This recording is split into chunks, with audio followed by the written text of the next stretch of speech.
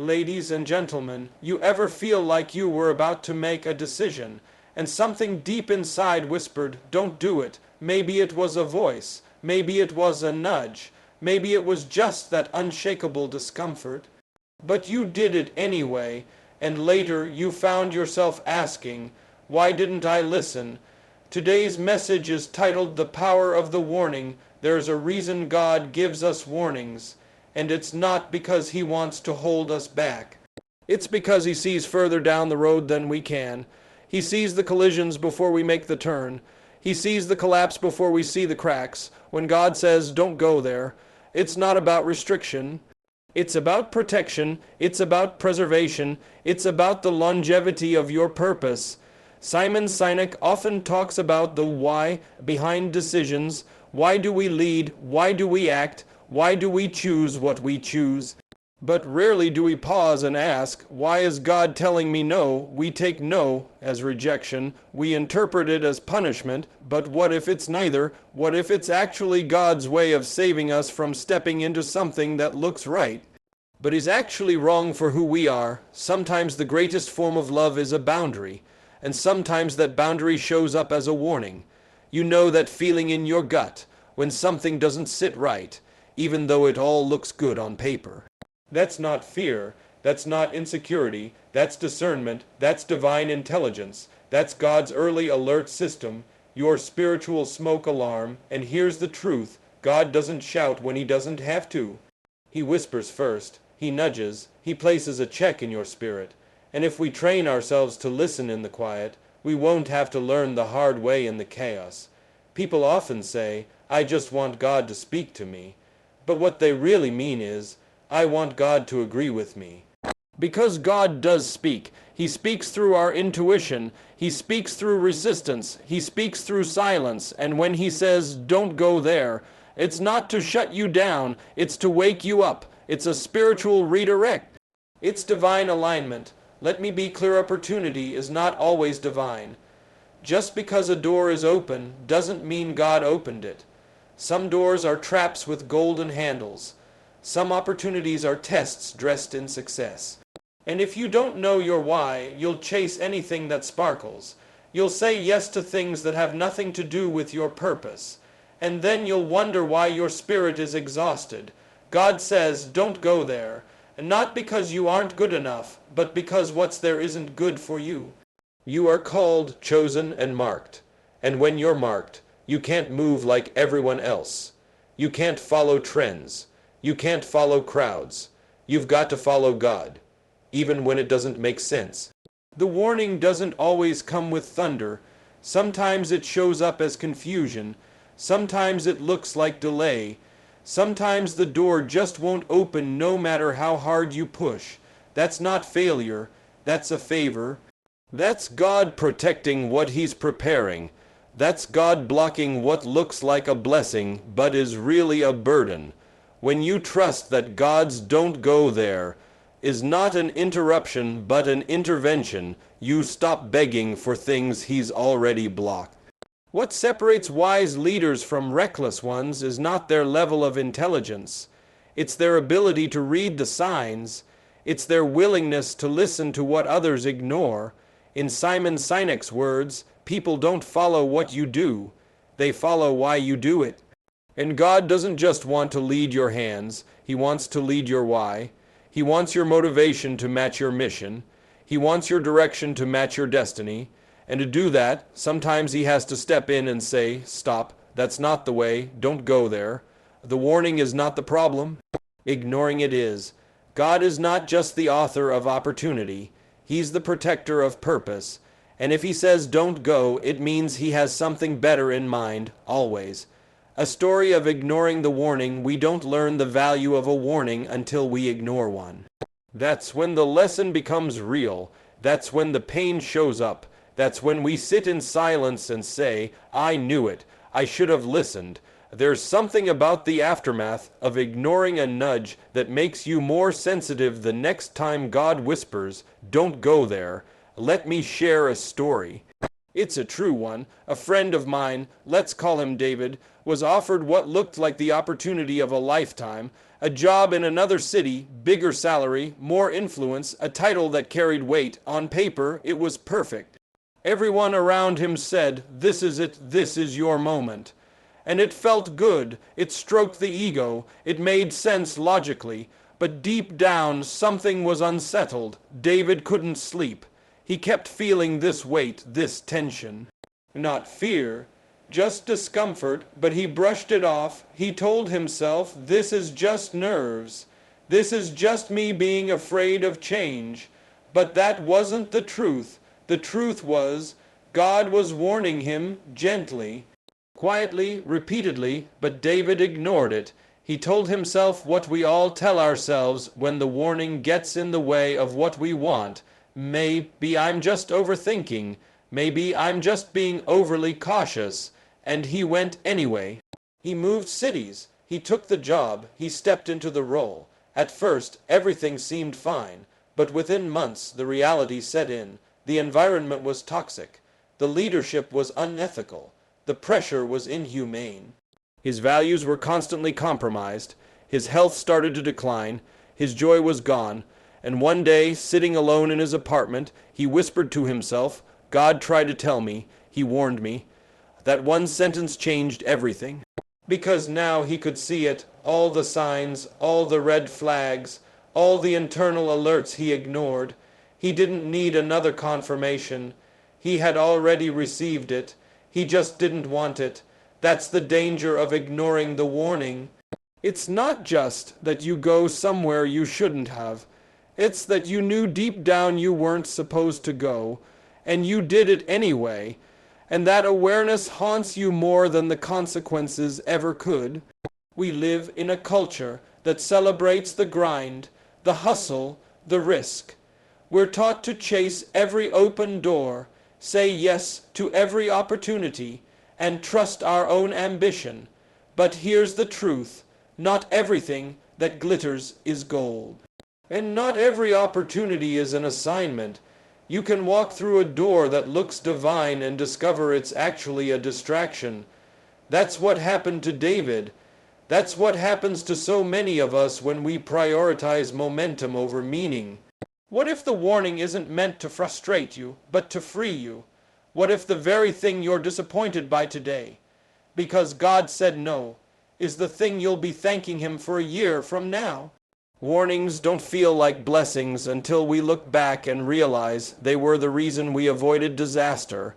Simon Sinek teaches that real leadership is about clarity. It's about knowing who you are and what you stand for, so that when the world offers you a shiny distraction, you don't sell your soul just to say yes. But clarity only comes when we are honest with ourselves. And honesty starts when we admit, I felt the warning, I just didn't want to obey it. God's not trying to ruin your life with a warning. He's trying to rescue it. He's not trying to take opportunities from you. He's trying to make sure the ones you step in don't take you away from your purpose. David learned that the hard way, but he also learned something else. God doesn't abandon you just because you ignored the warning. He meets you in the consequence, restores what was broken, and teaches you how to listen better next time. Learning to recognize God's don't, one of the greatest skills you will ever develop in life, is the ability to discern when God is saying, don't go there. But here's the challenge, it's not always obvious. It's not always dramatic. It's not always loud. We often expect God to speak in lightning bolts and burning bushes.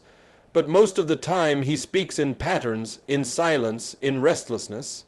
And if you're not trained to hear it, you'll miss it, and walk straight into what he was trying to save you from. Recognizing God's don't requires sensitivity, not emotional sensitivity, but spiritual sensitivity. You have to slow down enough to pay attention. You have to learn the difference between anxiety and discernment, between fear and wisdom, because sometimes the no you're hearing isn't about failure, it's about foresight. God's don't often comes as friction. You're trying to force something to work, And no matter what you do, it just won't fit. The meetings fall through. The conversations feel forced. The vibe is off.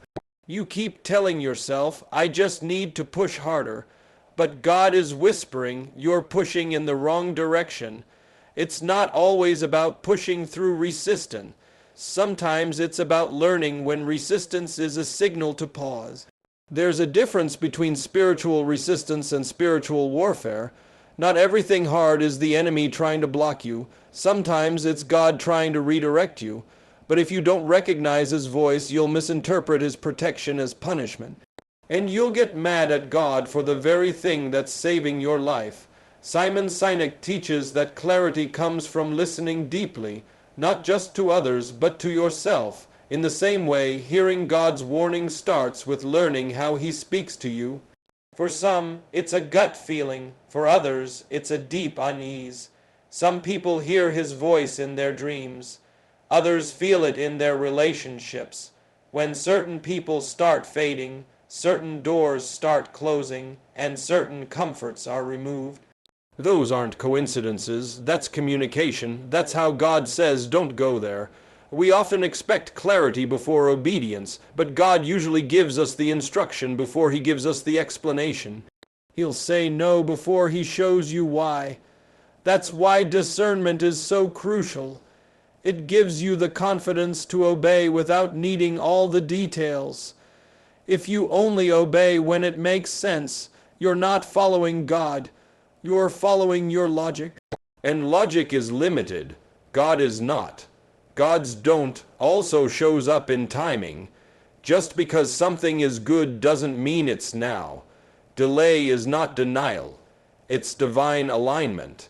Sometimes he withholds because you're not ready, or because it's not ready, or because it would be a blessing in the wrong season, which makes it a burden. So when you hear that still small voice say, not yet, don't call it rejection, call it protection, because that's exactly what it is. Recognizing the don't means you trust God's vantage point more than your own desires. It means you trust that he can see what you cannot, and if he says, don't go there, it's because something there would compromise what he's building in you. This is about more than avoiding bad decisions. It's about protecting your assignment. It's about staying aligned with your identity, your purpose, your calling. Simon Sinek says people don't buy what you do, they buy why you do it. And the same is true in your walk with God. You don't follow him just because of what he gives. You follow him because you trust why he leads the way he does. And when he says don't, that why becomes your anchor, not because it always makes sense, but because you know the one who spoke it sees beyond the now. The cost of disobedience, every decision comes with a price. But disobedience to God, especially after he's given a clear warning, comes with a cost far greater than inconvenience. It costs you time, it costs you peace, it costs you progress, and sometimes it costs you relationships, opportunities, and even parts of yourself that you didn't realize were vulnerable until they were already wounded. The price of ignoring the don't is never paid up front. It's paid later, and often it's paid with interest. The world teaches us to chase results fast, loud, big. But what good is a result that you had to compromise your calling to achieve? What good is success if you lose your soul on the way there? Simon Sinek teaches that fulfillment is not found in how much you achieve, but in how closely your actions align with your purpose.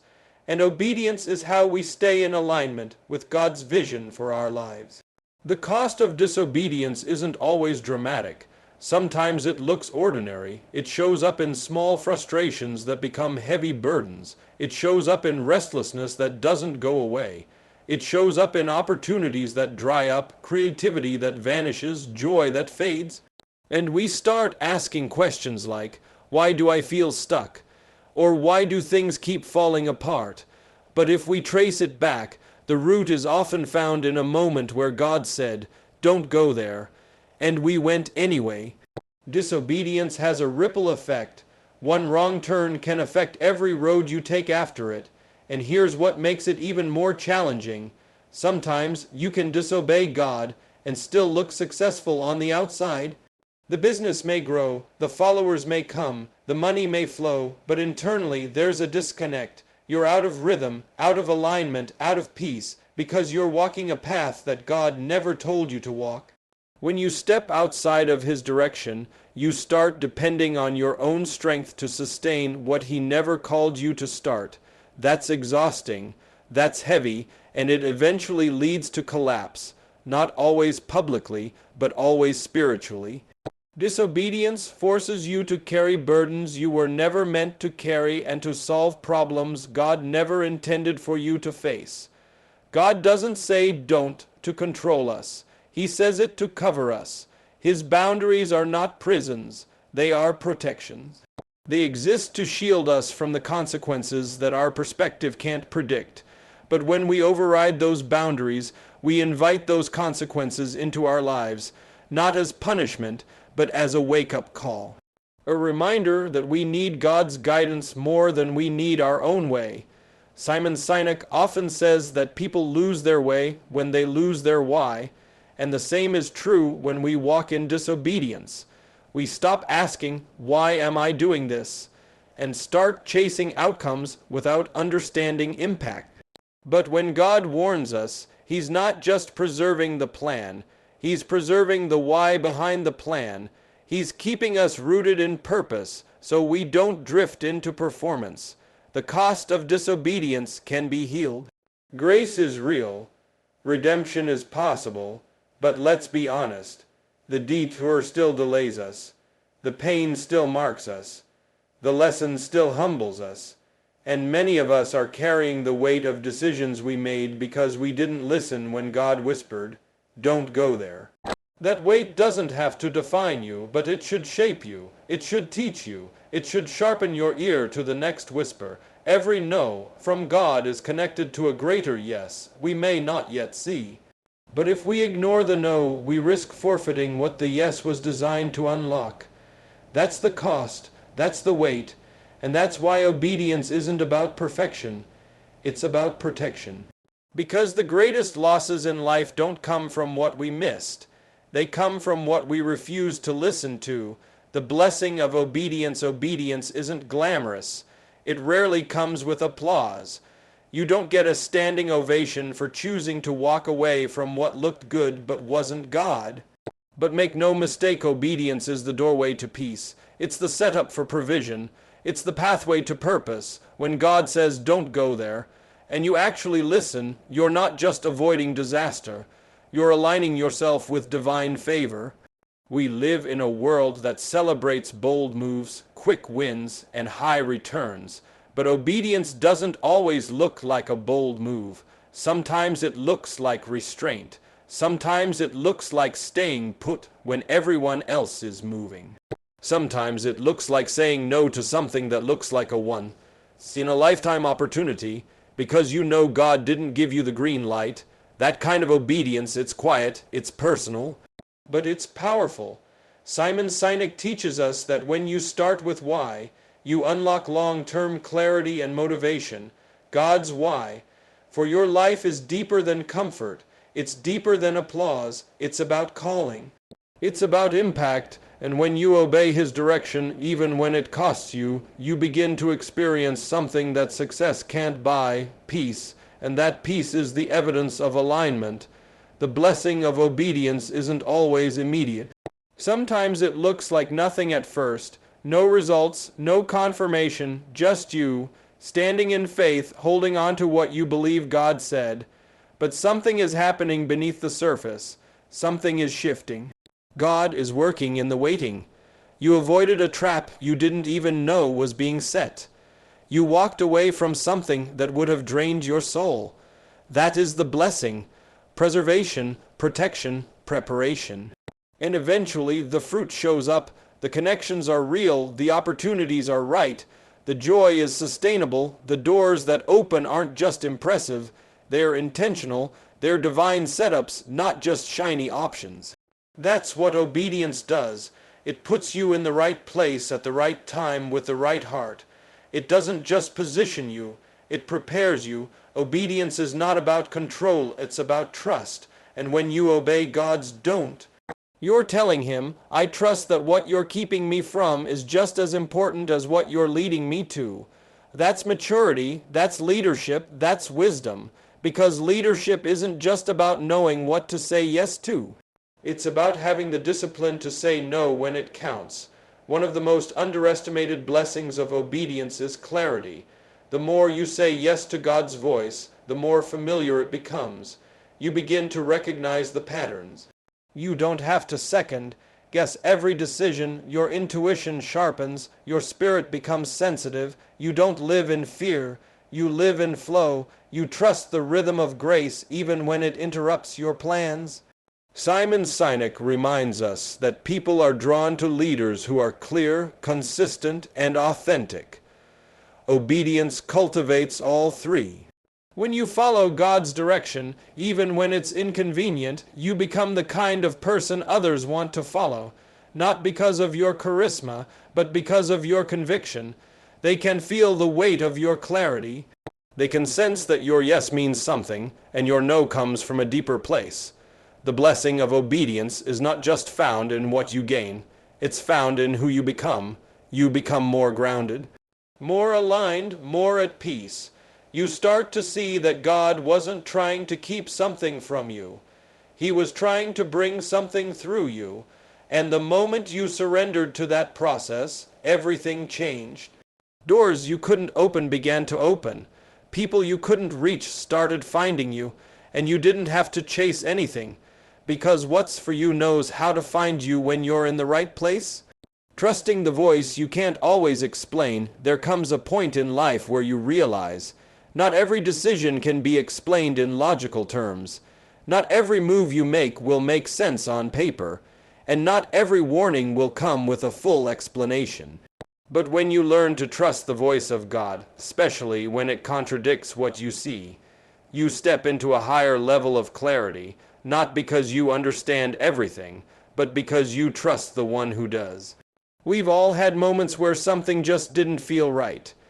You were in the middle of something that looked good, looked promising, and suddenly your peace was disturbed not by a crisis, not by an argument. Just a subtle shift, like a spiritual tap on the shoulder saying, you don't belong here. You didn't hear it with your ears, but you knew it in your soul. That's the voice. That's the one you can't always explain, but you must learn to trust. Simon Sinek says people are inspired by a cause, a belief, something deeper than the surface. That's exactly how this voice works. It doesn't appeal to what you can see, it appeals to what you believe. And often, it pulls you away from something comfortable and calls you into something uncertain. It rarely gives you a map. It usually just gives you a moment, an instruction, and expects you to obey before the full picture becomes clear. Why? Because trust is only proven in uncertainty. It's easy to trust when the plan is detailed, when the outcomes are guaranteed. But that's not trust. That's calculation. Real trust is when God says, don't go there. And even when everything in you wants to go, even when everyone around you is cheering you on, even when logic tells you it's the right move, you say, okay, God, I trust you more than I trust my own eyes. That's hard. But it's necessary, because there are places that will feed your ego and starve your spirit. There are people who will clap for your image but poison your soul. And there are decisions that will advance your goals but fracture your identity. Only God knows all of that in advance. That's why He warns you. That's why the voice shows up. Not to shame you, not to control you, but to protect what He's placed inside you. This voice won't always sound the same for everyone. For some, it's a sudden discomfort. For others, it's a recurring thought that won't go away. It might come through a conversation, a scripture, a song, a dream, and sometimes it shows up as a closed door, something you were sure would open, but didn't. At first, it's frustrating, but later, you look back and realize, God knew what I didn't. He saved me from myself. Trusting this voice isn't about perfection. It's about posture.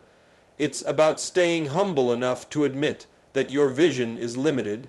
It's about living with the awareness that just because you can doesn't mean you should, and just because everyone else is doing it doesn't mean it's right for you. There is a unique purpose over your life, and with that purpose comes a unique path. The voice of God will keep you on it, if you're willing to listen. Simon Sinek reminds us that great leaders don't always have the answers, but they know how to ask the right questions. The same applies spiritually. When that quiet voice comes, when that nudge tells you to pause, to wait, or to walk away, ask yourself the right question: is this moment about getting what I want or following who I trust? That one question can change everything. Because at the end of the day, the greatest breakthroughs don't come from louder voices or stronger logic. They come from moments of quiet obedience, from trusting the voice you can't always explain, but you know comes from the God who's always had your best in mind.